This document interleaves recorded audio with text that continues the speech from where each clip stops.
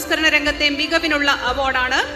ഹരിതതീരം ജൈവമാലിന്യ plant അംഗങ്ങൾക്കാണ് award. ലോകം നേരിടുന്ന ഏറ്റവും വലിയൊരു പ്രതിസന്ധിക്ക് ശാസ്ത്രീയമായ ഒരു പരിഹാരമായിട്ടാണ് ഏറാൻമല പഞ്ചായത്ത് 2018 ഈ പ്ലാന്റ് സ്ഥാപിക്കുന്നത്.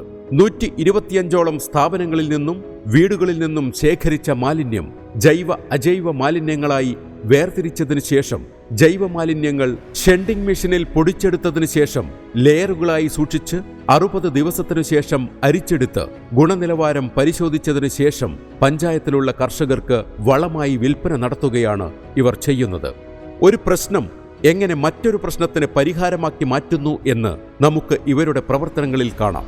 മാലിന്യ സംസ്കരണം എന്ന പ്രായോഗിക ബിസിനസ് അനുകരണീയമായ മാതൃകയാക്കി മാറ്റാൻ കഴിയുമെന്ന് മറ്റുള്ളവർക്ക് മുന്നിൽ ഇവർ തെളിയിച്ചു കഴിഞ്ഞിരിക്കുന്നു. ചെയ്യുന്ന പ്രവൃത്തിയുടെ പ്രാധാന്യം കൊണ്ട് ഒരു ഹരിത തീരം തീർക്കാനുള്ള ഇവരുടെ പ്രവർത്തനങ്ങൾക്ക് നൽകാം ഒരു ബിഗ് സല്യൂട്ട്. അഭിനന്ദനങ്ങൾ ടീം ഹരിത തീരം. യൂണിറ്റിലെ അംഗങ്ങൾ പുരസ്കാരം ഏറ്റുവാങ്ങുന്നു. ബഹുമാനപ്പെട്ട മന്ത്രിയിൽ നിന്നും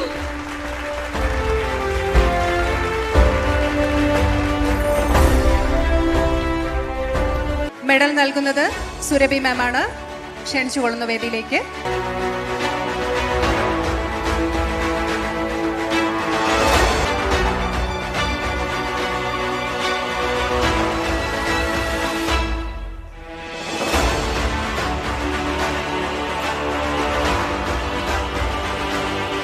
പ്രശംസാ പത്രം നൽകുന്നു Shri Shinoj Nair, managing partner Prince Motors.